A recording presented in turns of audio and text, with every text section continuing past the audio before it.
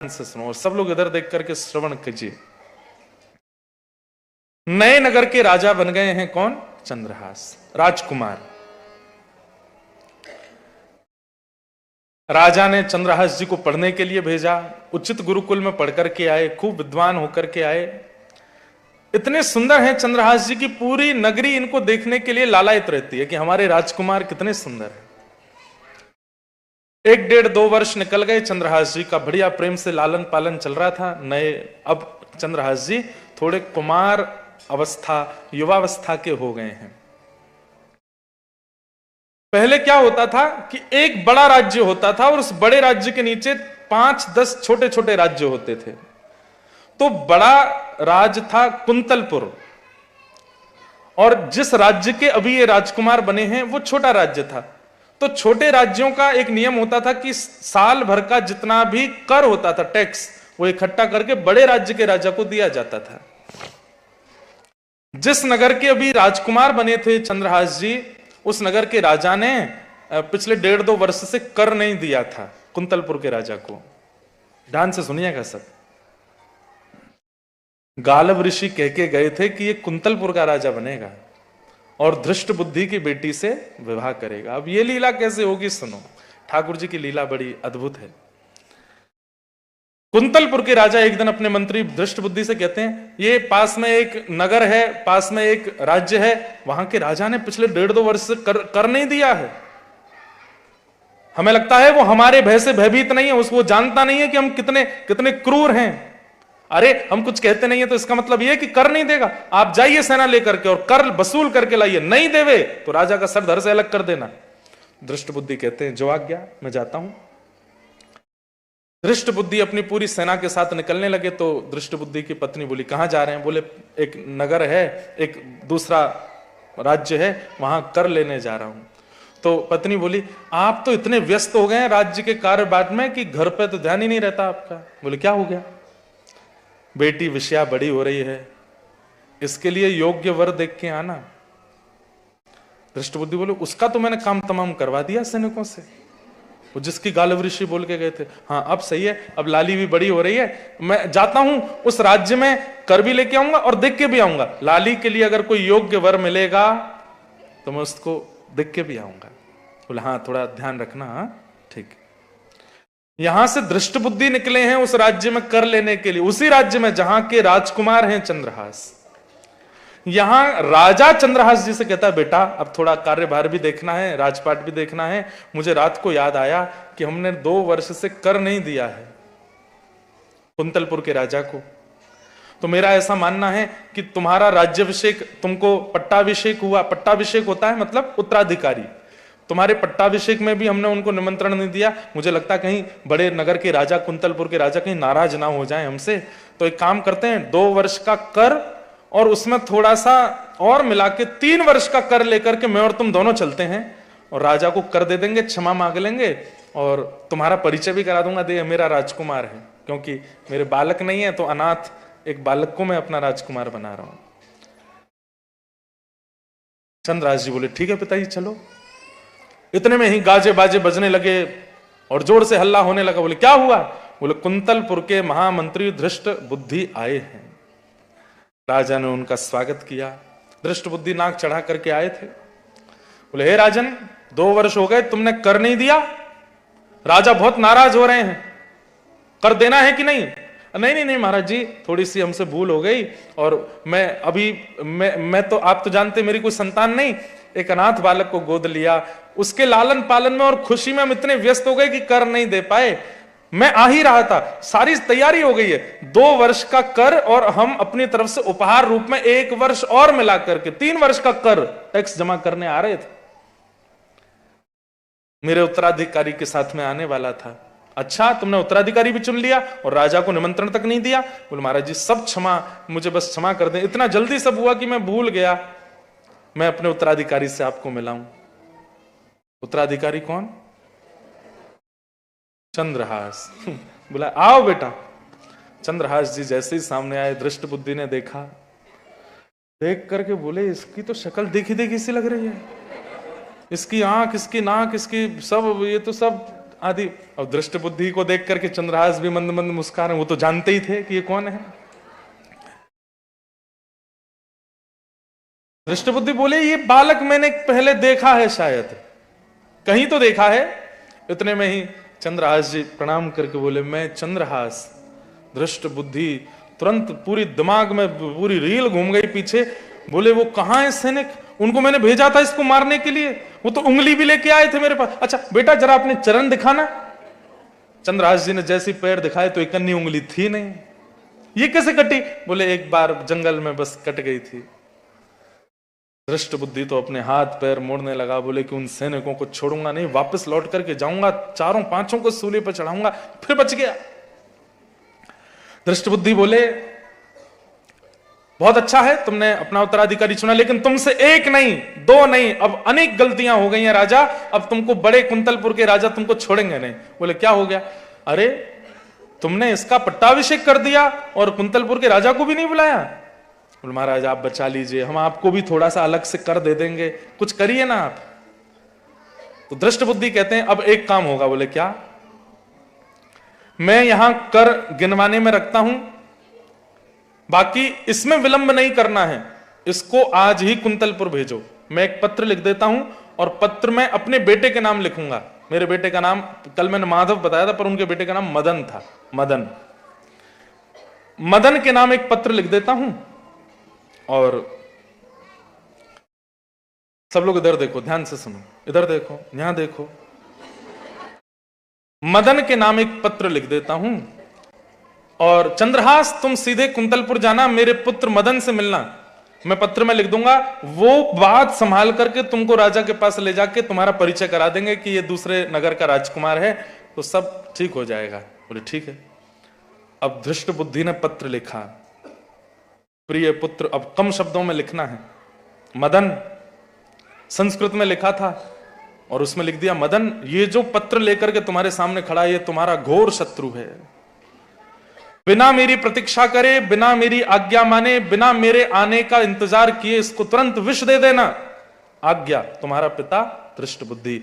और पत्र बना करके उस पर सील लगा करके ऊपर जो मोहर होती है वो लगा करके पूरा उसको बंद करके दे दिया। चंद्रहास राजकुमार तुम ये पत्र लेकर के जाओ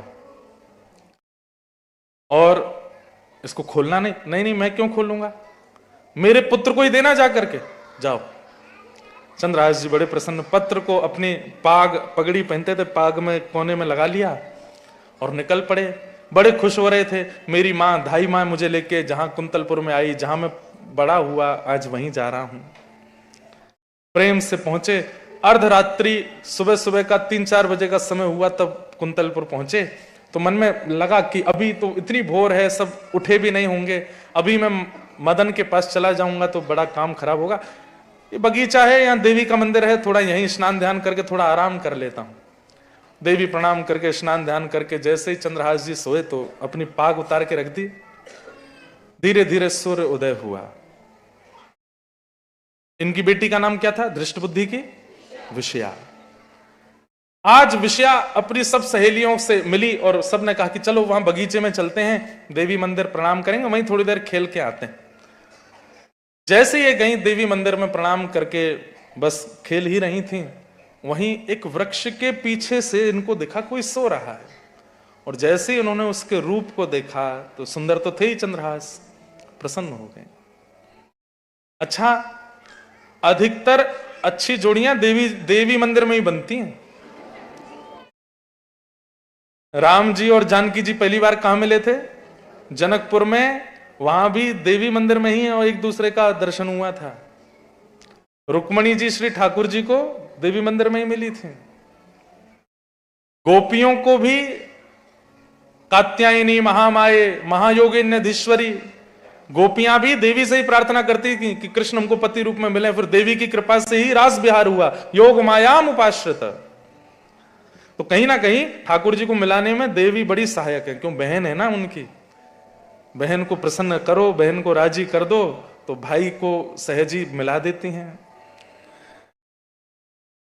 चंद्रहास का रूप देख करके बड़ी प्रसन्न हो गई, कितना सुंदर है। तभी देखा पास में पाग रखी है और उसमें जो चिट्ठी लगी है, चिट्ठी में मोहर हमारे राज्य की है। तो कन्याओं का ऐसा स्वभाव होता ही है कि वो रोक नहीं पाती स्वयं को। जहां कुछ गुप्त रखा है तो उनको टटोलना ही है कि क्या है ये। सॉरी, हाँ, बुरा नहीं मानना, मैं सच बोलता हूं, बुरा अपने आप लग जाता है। पर जैसे घर में भी आप कभी करके देख लो, पत्नी को कह दो सुनो इस वाले स्टोर रूम में मत जाना, ठीक है? क्यों नहीं जाना? नहीं जाना भाई, कुछ है वहां पे।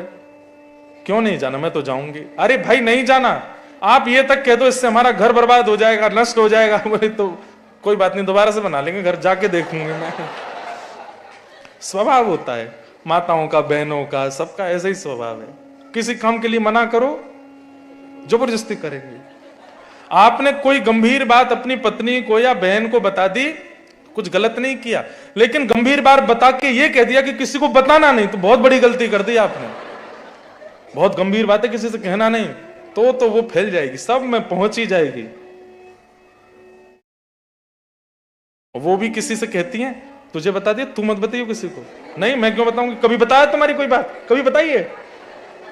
नहीं बताती तो नहीं है वैसे, तो बस आपने मुझसे कहा, मैंने सुना ही नहीं। वो जाके फिर चौथी को कहती मैंने तुमको बता दिया, तुम नहीं बताना। ऐसी फैल जाती है सारी बातें। युधिष्ठिर जी ने श्राप दिया है कि माताएं बहुत कमजोर हृदय की होंगी, ज्यादा गंभीर बात अपने हृदय में रख नहीं पाएंगी, बता ही देती हैं। तो जैसे देखा बगल में पाग रखी है, इतना सुंदर सा राजकुमार लेटा है, बगल में पाग में कुछ पर्ची लगी और पर्ची में मोहर हमारे राज्य की है। धीमे से गए और जैसे ही खोल करके पढ़ा तो हस्ताक्षर पिताजी के, धृष्ट बुद्धि। क्या लिखा है? तो संस्कृत में ऐसे भावना लिखी थी कि प्यारे मदन, ये जो पत्रवाहक है ये मदन का शत्रु है। अब मदन कहते हैं कामदेव को, मदन कहते हैं कामदेव को, और कामदेव के शत्रु कौन है? श्री कृष्ण। अब वो तो रूप में इतनी आसक्त हो गई है कि वो अपने हिसाब से पत्र पढ़ रही है। उसमें क्या पढ़ रही है कि हे मदन, प्यारे मदन, तुम्हारे सामने जो ये पत्रवाहक है ये मदन का शत्रु है, मेरी आने की प्रतीक्षा मत करना, मेरे चिंतन मत करना। और विषया को ये भी पता था कि पिताजी मेरे लिए सुयोग वर ढूंढने गए हैं, माँ ने कह के भेजा है मेरे लिए अच्छा वर देख के लाना है। तो हो सकता है पिताजी लिखना चाह रहे हैं कि ये सामने पत्रवाहक जो है ये मदन यानी कामदेव का शत्रु कृष्ण के समान सुंदर है, मेरे आने की प्रतीक्षा मत करना, मेरे आने का विचार मत करना, मेरी आज्ञा की इच्छा मत रखना, इसको तुरंत विष दे देना। विष पढ़ करके अरे पिताजी ने जल्दी में विषया लिखना भूल गए हैं, और तुरंत एक सीख लेकर के अपनी आंख का काजल लिया और विष को विषया कर दिया, और विषया करके तुरंत मोहर लगा, बंद करके मोहर को गरम गरम करके लगा के फिर से रख दिया। और गई देवी को जाके प्रणाम करती है, हे माँ आज आपने बड़ी कृपा कर दी। तुरंत अपनी सहेलियों से कहती चलो चलो चलो, सुनो अच्छे अच्छे वस्त्र पहन लेना घर जाके। क्यों? कुछ होगा आज। क्या होगा? बोले कुछ होगा, बस पहन लो। सब चली गई, वो भी लौट करके अपने घर आई, अपने भैया को, मदन भैया कहाँ हो? मदन जी, क्या बात है, तैयार नहीं हो गया आप? क्यों तैयार होना? कोई मेहमान आ गया तो? कोई खबर आ सकती है, पिताजी भी आ सकते हैं, हो जाओ। उसने माँ को भी तैयार कर दिया, भैया को भी तैयार कर दिया, बढ़िया वाले वस्त्र, क्योंकि पता है कि ब्याह होने वाला है। यहां चंद्रहास जी उठे, उठ करके देखा, अपनी पाग वाग देखी, पाग पहनी, पर्चा को और भीतर डाला, घोड़े पर बैठे पहुंचे मदन के पास, दृष्ट बुद्धि के घर पहुंचे। ठाकुर जी कैसे पूरी लीला रचा रहे हैं जरा देखिए आप। बस ये कथा सुनाने का मेरा एक ही उद्देश्य है कि आप ना बस ठाकुर जी के भरोसे छोड़ दो, अपनी मन बुद्धि से क्रियाएं करो, बाकी जो हो रहा है ठाकुर जी पर छोड़ो, सब मंगल करते हैं ठाकुर जी। चंद्रहास जी पहुंचे, द्वार से द्वारपाल गए, भीतर मदन को लेकर के आए, कोई मिलने आए हैं, आपके पिताजी ने भेजे हैं। बाहर आकर के देखा, आइए भैया, कहां से आए? बोले कि मैं पास के राज्य का राजकुमार हूं। मदन बोले यार तुमको कहीं देखा है हमने? बोले कि मैं दासी पुत्र चंद्रहास। अरे ये क्या तुम्हारा रूप हो गया, राजकुमारों जैसी पोशाक पहनते हो? बोले कि वो पास के राजकुमार ने मुझे गोद ले लिया ना। बोले अच्छा अच्छा अच्छा, हाँ हाँ हाँ, आपके पिताजी आए वहां कर लेने? हाँ पिताजी वहां गए तो उन्होंने मुझे पत्र लेकर के भेजा है। अच्छा लाओ दिखाओ। प्यारे मदन, ये सामने जो पत्रवाहक खड़ा है ये मदन शत्रु है। अब संस्कृत में यह अब मदन शत्रु शब्द है, अब इसका अर्थ तब लगेगा जब पूरा वाक्य पढ़ लेंगे। तो ये मदन शत्रु है, मेरी आने की प्रतीक्षा मत करना, मेरी आज्ञा की प्रतीक्षा मत करना, बिना किसी को बताए, बिना किसी को पता चले इसको तुरंत विषया दे दो।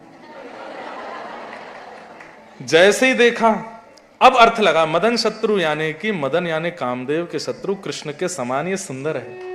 रूप देखा, अच्छा, हाथ पकड़ा, चलो भीतर, और भीतर लेकर के आए, बैठा है। बोले किसी को नहीं बताना, मां को तो बताना पड़ेगा। मां जल्दी आओ, जल्दी आओ। बोले क्या हुआ? पिताजी ने पत्र लिख करके भेजा है और उन्होंने ये सुयोग वर ढूंढ करके भेज दिया है, कह रहे हैं कि मेरी बेटी का तुरंत इससे ब्याह कर दो। अरे देख तो लूं है कैसा, जैसे देखने है तो बहुत सुंदर। कहां है? विषया को पूछ लेते हैं। विषया विषया विषया तो तैयार बैठी है, नीचे उतर करके आई। हाँ मां, एक सुंदर लड़का आया है, तो देख ले एक बार। पिताजी ने कहा तुरंत झट मंगली पट ब्याह होना है, देव विधि से ब्याह होगा, और देव विधि का ब्याह ऐसा ही होता है, झट मंगली पट ब्याह। वो तू देख ले एक बार। विषया भी नाटक करे, हाँ अच्छा है मां, अरे देख तो ले एक बार। देख लिया मां, लेकिन बेटा एक बहुत बड़े कष्ट की बात है। क्या? पिताजी तेरे विवाह में सम्मिलित। कोई बात नहीं मां, रहने दो, कोई बात नहीं, आप तो कराओ बस। यहां चंद्रहास जी कह रहे हो क्या रहा है। अब मदन सोच रहा है कि ब्राह्मण को तो बुला के लाऊं, ब्याह कौन कराएगा। मदन जैसे ही अपने राजभवन से बाहर निकला, इतने में गालव ऋषि आ गए वहां पर, जो ये सारी रचनाएं बता के गए थे। अरे महाराज जी आप भले पधारे, पिताजी ने पत्र लिख करके भेजा है और कह दिया ये सुयोग वर है, मेरी आने की प्रतीक्षा मत करो, तुरंत ब्याह करा दो। आप जरा बताइए कैसे होगा। गालव ऋषि भीतर आए, बोले देखो मदन, तुम्हारी बहन की कुंडली देखी है मैंने, और इस समय जो समय चल रहा है इसके अनुसार 1 घड़ी यानी कि 24 मिनट के अंदर तुम्हारी बहन का ब्याह हो जाना चाहिए, नहीं तो 24 साल तक इसके ब्याह का योग नहीं है। इतने में तुम, मेरे पति तो आए नहीं। बोले उनको आने छोड़ो, दोनों दंपति का आशीर्वाद दिलवा देना बस। बोले 24 मिनट में कैसे होगा। गालव ऋषि बोले तुम मंत्री के पुत्र हो, तुम्हारे लिए क्या है, मैं बस सामग्री का नाम बोलता जाऊंगा, देते जाना। बोले ठीक है महाराज बैठो। अब चंद्रहास कहने लगे मेरे माता पिता तो दूसरे नगर में, मैं उनको बिना बताए ब्याह कैसे कर लूं। गालव ऋषि ने उनको समझाया, बोले देखो ये सब ठाकुर जी का विधान है, तुम्हारी कुंडली में भी योग नहीं है, 24 साल ब्याह नहीं होगा तुम्हारा, अब नहीं हुआ तो अभी कर लो, तुम्हारे पिताजी को मैं समझा दूंगा, मैं ऋषि हूं, मेरी बात सब मानते हैं। यहां महाराज बैठे हैं और यहां नारद जी कथा सुना रहे हैं, ठाकुर जी था के मार मार के हंस रहे हैं, ताली बजा रहे हैं, बोले हो गया ब्याह, हो गया ब्याह। अर्जुन कह रहे हैं ये स्क्रिप्ट राइटर तो आप ही हो, ये सब आप ही करो, फिर इतना खुश क्यों हो रहे। बोले कि मेरे भक्तों का चरित्र सुनकर मैं बड़ा प्रसन्न होता हूं। और 24 मिनट के अंदर फेरे हो गए, सिंदूरदान हो गया, माता पिता के सब हो गए, पाणिक ग्रहण संस्कार। मां ने बैठ करके वो गालव ऋषि बोले तुम्हारा बाम हाथ है मां का हाथ और दाहिना हाथ है पिता का हाथ, तो बाम हाथ से दायां हाथ स्पर्श करके वो कर दो, इनका कन्यादान कर दो, हो जाएगा। करा दिया। 24 मिनट में ब्याह हो गया, फेरे आदि सब पड़ गए, भामर पड़ गए, सब जगह हो गए। माता जी से आशीर्वाद ले लिया, भैया ने गले लगा दिया, गालव ऋषि ने दोनों को चिर सौभाग्यवती रहो। घोषणा करता हूं क्या, ए मदन, तेरी बहन ने जिस वर्ग के आज ब्याह किया है इसके जीवन में 2 लक्षण आएंगे। बोले 3 लक्षण आएंगे। क्या? पहला, ये कालांतर में कुंतलपुर का राजा बनेगा। दूसरा, तुम्हारे जीजाजी अजर अमर रहेंगे, कभी मरेंगे नहीं, मतलब तुम्हारी बहन जो है इसका सौभाग्य अजर अमर रहेगा, कभी विधवा नहीं होगी। और तीसरा, इसको साक्षात शंख चक्र गदा पद्मधारी साक्षात भगवान का प्रत्यक्ष दर्शन होगा। ये मेरी आशीर्वाद, ये आशीर्वाद में दिया गालव ऋषि ने। चंद्रहास जी तो रोने लगे, बोले ऐसा आशीर्वाद मिल जाए तो क्या करें। अब ब्याह तो हो ही गया। मदन ने पूछा महाराज नगरवासियों का क्या करें, क्या अब तो बता दो सबको। बोले कि योग था इसलिए हमने कर दिया, किसी को बताया बुलाया नहीं, रिश्तेदार नातेदार नगरवासी सबको बताओ अब तो।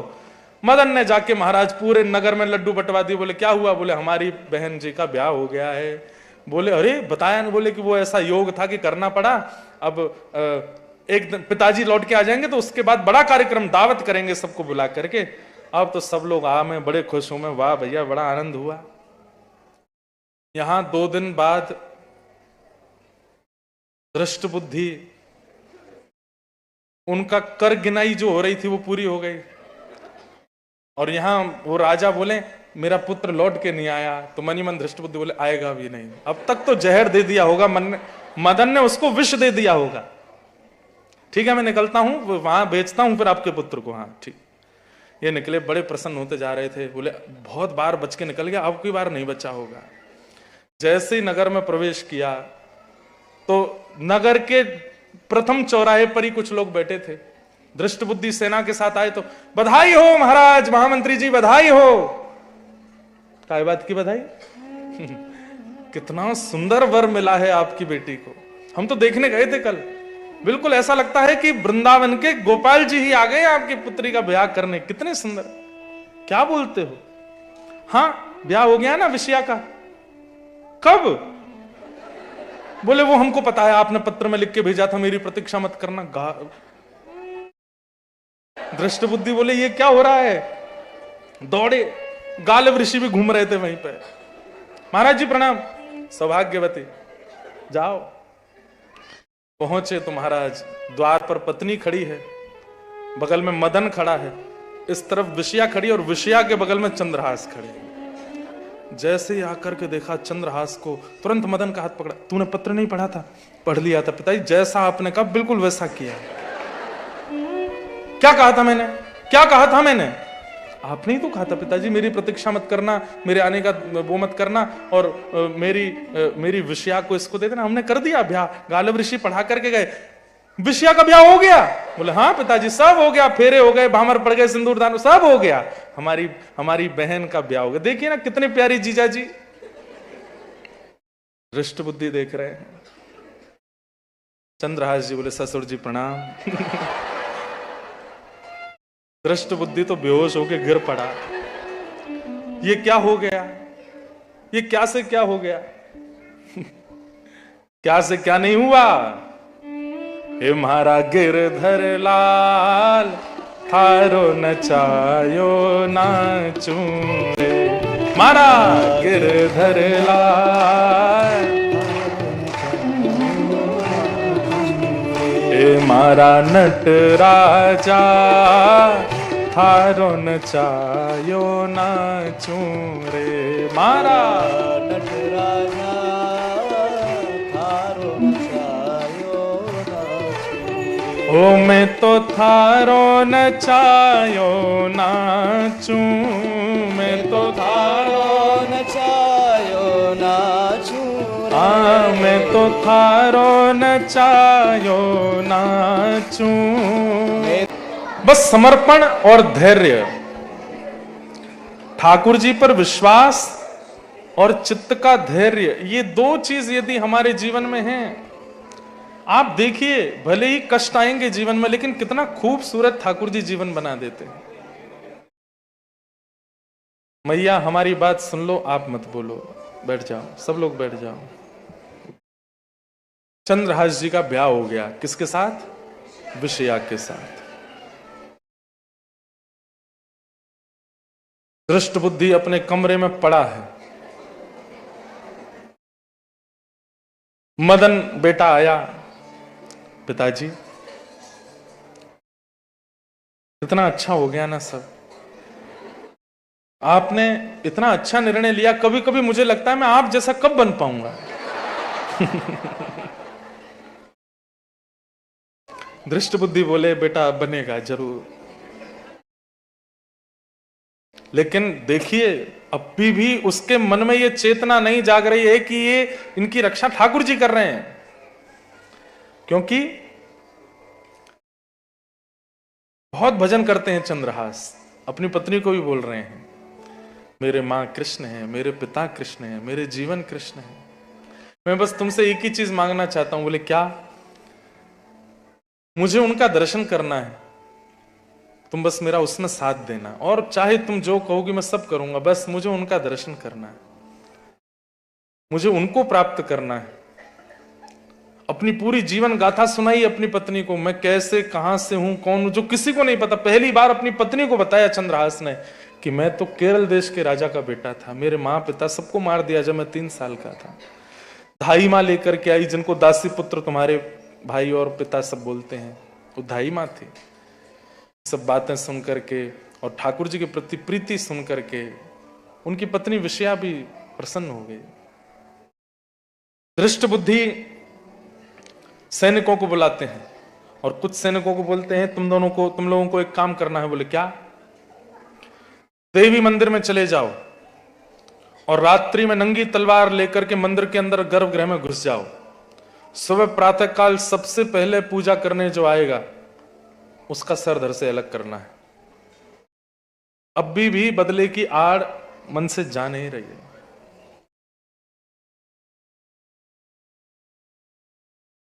बंधुओं, कुछ स्वभाव बड़े विचित्र होते हैं।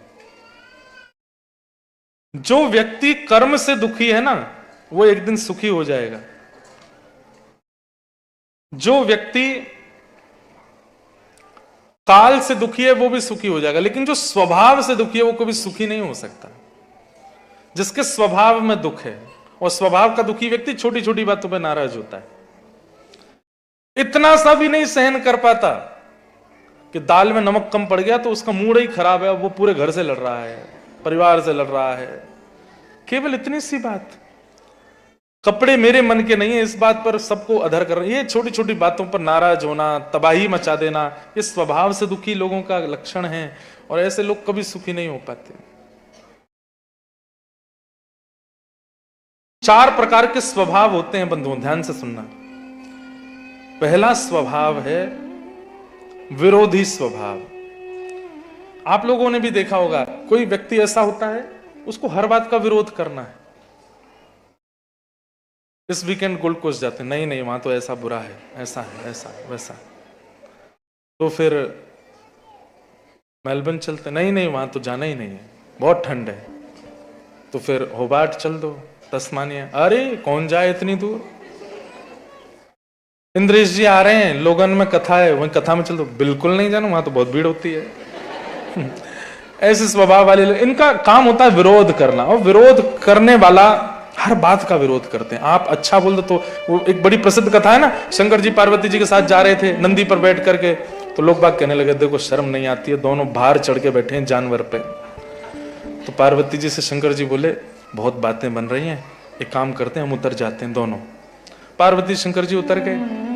थोड़ी दूर चले तो लोग बात बनाने लगे, देखो वाहन पास में फिर भी पैदल चल रहे हैं।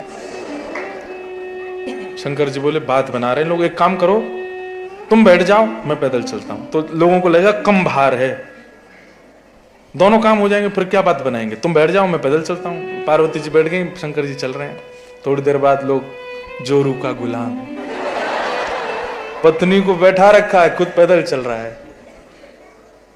शंकर जी बोले लोग बात बना रहे हैं, पार्वती जी तुम नीचे उतरो मैं बैठ जाता हूं। पार्वती जी पैदल चल रही हैं, शंकर जी नंदी पर। थोड़ी देर बाद लोग, शर्म नहीं आती, बेचारी फूल सी पत्नी को पैदल चला रहे हैं, खुद उस पर बैठ गए ऊपर।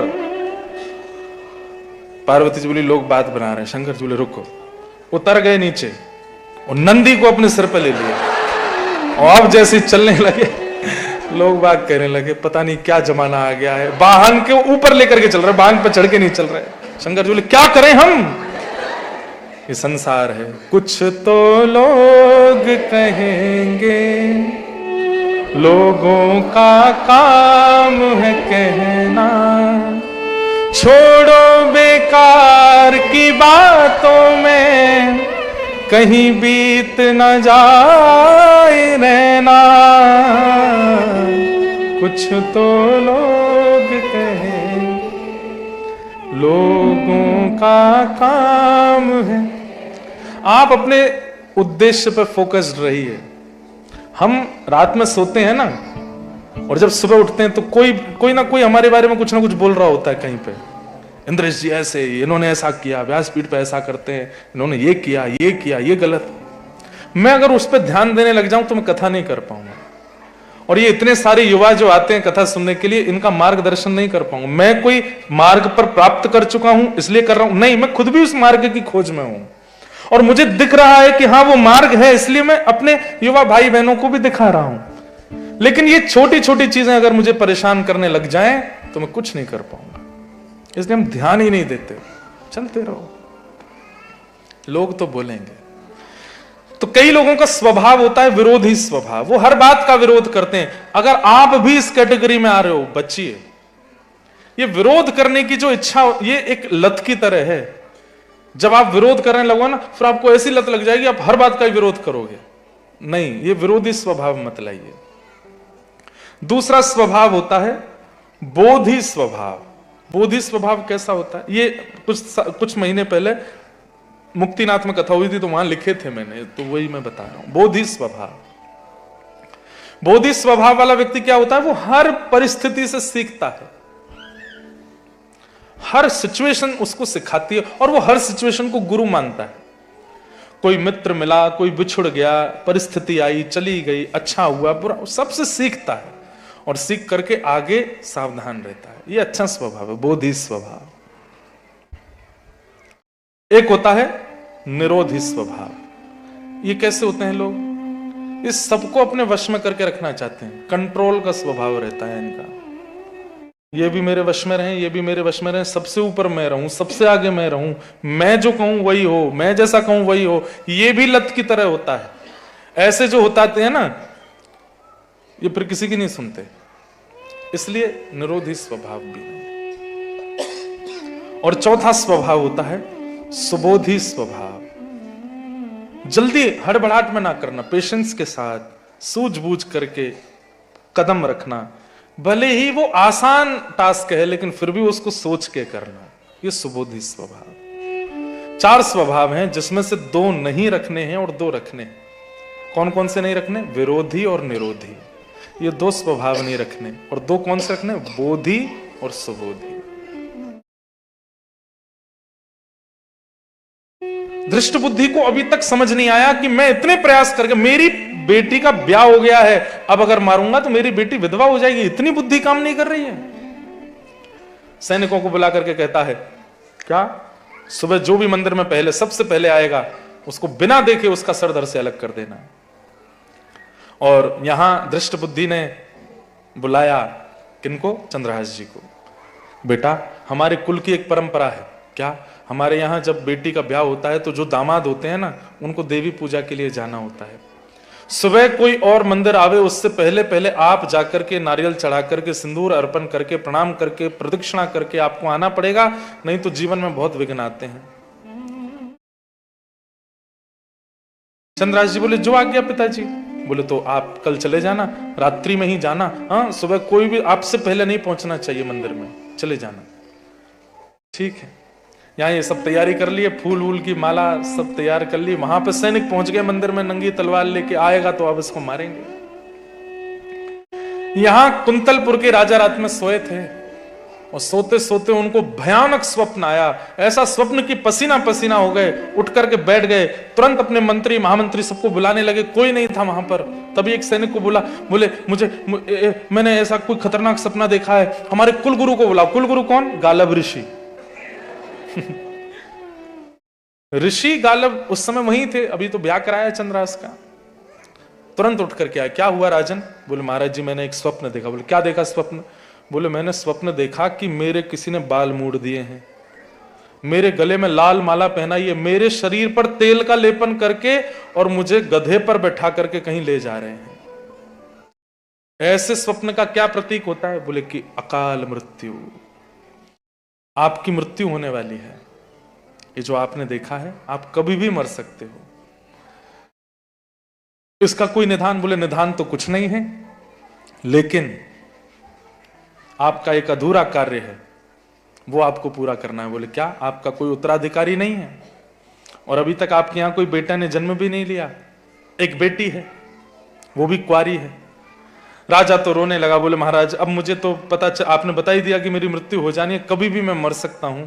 मेरे 2 काम अधूरे रह गए हैं, अपनी बेटी का ब्याह करना है और अपने राज्य का एक उत्तराधिकारी चुनना है। किसको चुनूं, क्या करूं? तब गालिब ऋषि बोले, एक व्यक्ति है मेरी नजर में। कौन? बोले, तुम्हारे मंत्री है ना दृष्ट बुद्धि, परसों ही उनकी बेटी का ब्याह जिससे हुआ है, क्या नाम है उसका? चंद्रहास। बहुत सुयोग है, तुम उसको अपना राज्य गद्दी प्रदान कर दो। और प्राचीन काल में बहुपत्नी ब्याह होते थे, 1 2 3 ब्याह हो जाते थे। अपनी बेटी का ब्याह भी उसी से कर दो। दामाद को राजा बना दिया जाता है। जब पुत्र नहीं होता राजाओं के, तो अपनी पुत्री के पति को ही वो अपना उत्तराधिकारी बना सकते हैं।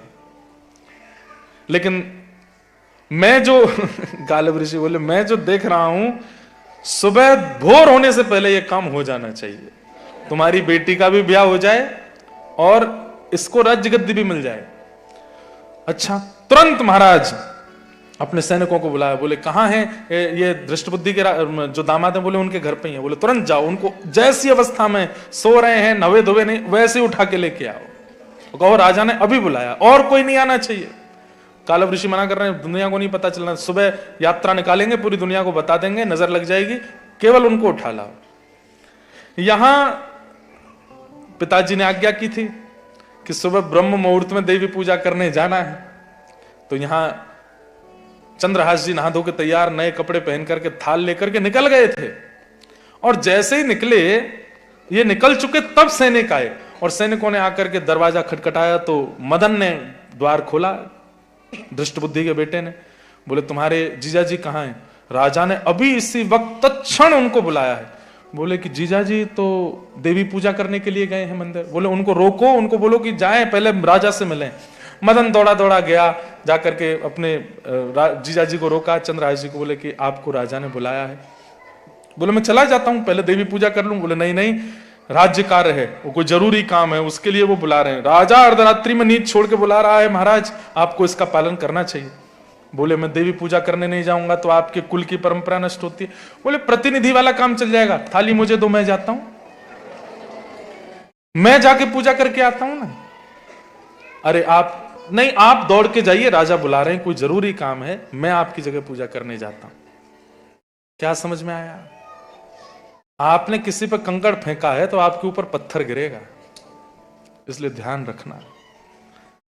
यहां ये तो चले गए राजभवन में और मदन पहुंचा है मंदिर में। जैसे ही पहुंचा, पहले ही आज्ञा की थी कि शकल सूरत मत देखना, सीधे सर धड़ से अलग।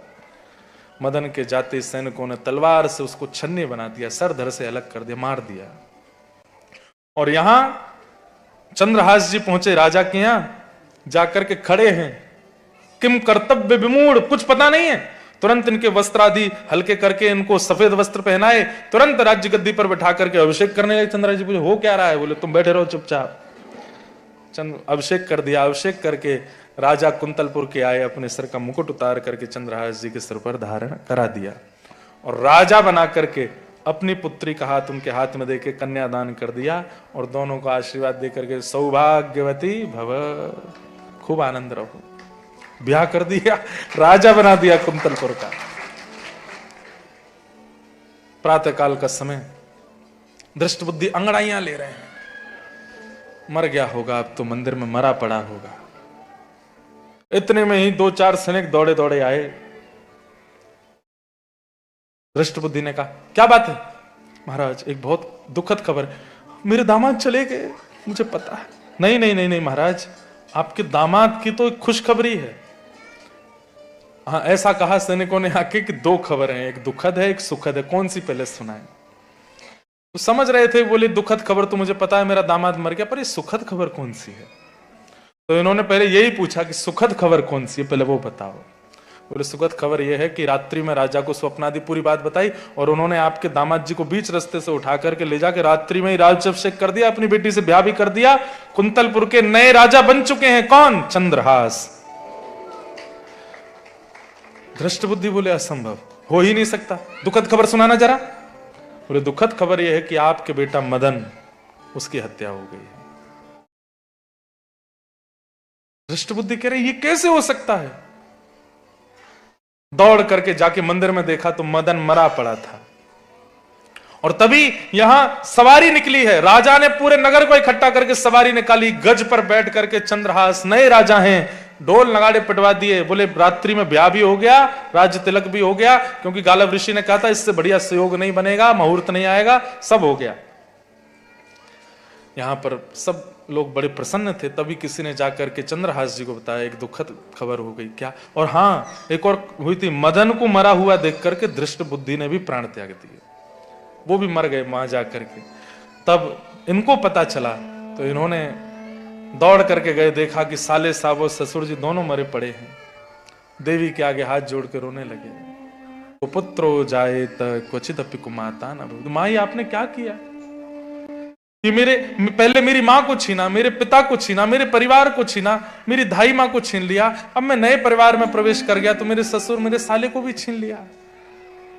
उनकी सरलता पर इतने इतने प्यारे हैं कि मां प्रकट हो गई। प्रकट होकर के सच्चाई बताई, बोले कि आज तक तुम जितनी बार मरने की स्थिति में गए हो यही लेके गया था दृष्ट बुद्धि। अपने कर्मों के फल से मरा है वो और उसका बेटा। और कई बार पिताओं के और पूर्वजों के कर्म बच्चों को सहने पड़ते हैं। दृष्ट बुद्धि का अपराध नहीं है, लेकिन उसके पिता ने इतने गलत कर्म किए, तुमको मारने के इतने प्रयास किए कि उसके कारण वही मर गया। इनके सुख की चिंता मत करो। सब याद दिलाया मां ने कि तुम्हारी उंगली कटी थी, वो भी इसने भेजे थे, तुमको यहां मरवाने का प्रयास किया, वहां मरवाने का प्रयास, सारे इसी ने ही किए थे। क्यों ना मरे वो? तब इतनी अच्छी बात कहते हैं। क्या कहते हैं? बोले कि मां, क्या ऐसा नहीं हो सकता कि किसी व्यक्ति को मारने से अच्छा उसके स्वभाव को मारा जाए, जो गंदा स्वभाव है उसको नष्ट किया जाए। आप तो देवी हैं, आप तो भद्रकाली हैं, आप तो सबके चित्त को परिवर्तित करने की क्षमता रखती हैं। जब दिख रहा है कि व्यक्ति विचित्र है, व्यक्ति का स्वभाव गलत है, व्यक्ति की विचारधाराएं गलत हैं, तो उस विचार को मारिए ना। उस व्यक्ति के प्राण क्यों ले रहे हैं? इतने प्रसन्न हो गई मैया। बोले क्या चाहिए? बोले बस मेरे इन दोनों, क्योंकि मेरी पत्नी के पिता हैं और उनके भाई, इनको जीवित कर दो, बस मुझे यही चाहिए। अगर आप मां हो तो इनको जीवित करो। कैसे देख सकती हो आप अपने नेत्रों के आगे एक निरपराधी को मरते हुए? अरे भली मेरे ससुर अपराधी हो, पर उनका बेटा तो अपराधी नहीं था ना। और तभी दिव्य तेज प्रकट हुआ और दृष्ट बुद्धि और उनका पुत्र मदन दोनों जीवित हो गए। और जीवित होकर के जब देखा तो सामने चंद्रहास जी रो रहे हैं। दौड़ करके दृष्ट बुद्धि ने गले से लगाया, मैंने इतना क्रूर आपके लिए बना, इतना सब गलत किया, पर आपने कभी अपने इस सुंदर स्वभाव का त्याग नहीं किया, मुझे बहुत अच्छा लगा। अब कुंतलपुर के राजा चंद्रहास, 2 पत्नियां हैं इनकी और सब प्रेम से रहते हैं। इस प्रकार चंद्रहास जी का चरित्र सुनाया। अब चंद्रहास जी तब से ही प्रतीक्षा कर रहे थे कि मुझे उन कृष्ण का दर्शन करना है। गालव ऋषि को बुला के कहा, आपने मेरा पूरा जीवन बना दिया, सब कुछ कर दिया, अब मुझे ये बताओ मुझे ठाकुर जी कब मिलेंगे? तब गालव ऋषि बोले, सुनो, क्या पांडवों का अश्वमेध यज्ञ चल रहा है और युधिष्ठिर जी ने अश्व छोड़ा है, और वो अश्व पूरी पृथ्वी का चक्कर लगा के जब कुंतलपुर में प्रवेश करेगा, तुम उन अश्वों को छुपा लेना। उससे क्या होगा? बोले उन अश्वों की रक्षा कर रहा अर्जुन, भगवान कृष्ण का सखा। जब वो अर्जुन उन अश्वों को दौड़ता दौड़ता तुम्हारे पास आवे, तब अर्जुन के चरण पकड़ लेना। बोले अश्व वापस कर दूंगा, मुझे युद्ध नहीं करना है, मैं अपने कुंतलपुर को पांडवों को ही सौंप दूंगा, आप अपने सखा कृष्ण का दर्शन कराओ। ये कथा नारद जी सुना रहे थे, सामने बैठ के अर्जुन सुन रहा था। तो अर्जुन, तुम्हारे जो घोड़े गए हैं वो इसलिए गए हैं क्योंकि चंद्रहास ठाकुर जी का दर्शन करना चाहते हैं। तुरंत अर्जुन नेत्र सजल हो गए, पुकारने लगे, हे श्री भक्तराज चंद्रहास जी, मैं स्वयं द्वारिकाधीश के साथ यहाँ खड़ा हूं, आप कृपा करके आइए और ठाकुर जी का दर्शन करो। इतने में ही अश्वों को लेकर के चंद्रहास जी अपनी दोनों पत्नियों के साथ वहां आ गए और आकर के ठाकुर जी का दर्शन करके रुदन करने लगे, नेत्र सजल हो गए। भगवान ने दौड़ करके चंद्रहास को अपने हृदय से लगाया। चंद्रहास जी बोले, बस अब मैं पायो परम विश्राम, अब मेरे जीवन का बस अंत हो जाए। नाथ, तुम सामने हो मेरे, किस बात की कमी है? तुम सामने हो मेरे, किस बात की कमी है? भगवान ने कहा है कि चंद्रहास कुछ मांगो, मैं तुम्हारे धैर्य से बहुत प्रसन्न हूं, तुम्हारे विश्वास से बहुत प्रसन्न हूं। चंद्रहास जी कह रहे हैं, आप सामने खड़े हैं नाथ, मैं और क्या मांग सकता हूं? किसी और वस्तु की अब दरकार भी नहीं है, किसी और वस्तु की अब दरकार भी नहीं है। तेरे साथ से गुलाम अब गुलफाम हो रहा है, तेरे साथ से गुलाम गुलफाम हो रहा है। अरे करते हो तुम कन्हैया, करते हो तुम कन्हैया, मेरा नाम हो रहा है, मेरा आपकी कृपा से सब काम हो रहा है, मेरा आपकी कृपा से सब काम हो रहा है। मैं क्या कर रहा हूं नाथ, आप मेरे सामने खड़े हैं, सब कुछ आपने किया, मैंने तो केवल आप पर भरोसा किया। चंद्रहास जी के चरित्र से 3 बात, वैसे तो सीखने योग्य बहुत बातें हैं, पर 3 बात बहुत विशेष। पहला, धैर्य, पेशेंस रखो लाइफ में। दूसरा, ठाकुर जी पर विश्वास करो। और तीसरा, संत आज्ञा का पालन। गालव ऋषि जो कह देते उसके ऊपर कुछ सोचा नहीं। संत वैष्णव रसिकों की वाणी को मानो, उस पर संशय मत करो, उस पर द्वितीय बुद्धि मत रखो कि ये होगा कि नहीं होगा, ये उचित है कि नहीं है। और जो कह रहे हैं सब सत्य है, सब भगवत वाणी है। इस प्रकार से चंद्रहास जी, ठाकुर जी ने पूछा तो बस चंद्रहास जी बोले अब अपने साथ ले चलो। ठाकुर जी उनको अपने संग लेकर के निकुंज में पहुंचे। अर्जुन बड़े प्रसन्न हो गए, अश्वों को लेकर के गए, जाकर के अश्वमेध यज्ञ कराया। और अर्जुन तो जैसे फैन मूवमेंट हो जाता है ना, फैन हो गए चंद्रहास जी के। इतने सुंदर चरित्र चंद्रहास जी का। बोलो भक्तराज श्री चंद्रहास जी महाराज की, भक्त वत्सल भगवान की आनंद।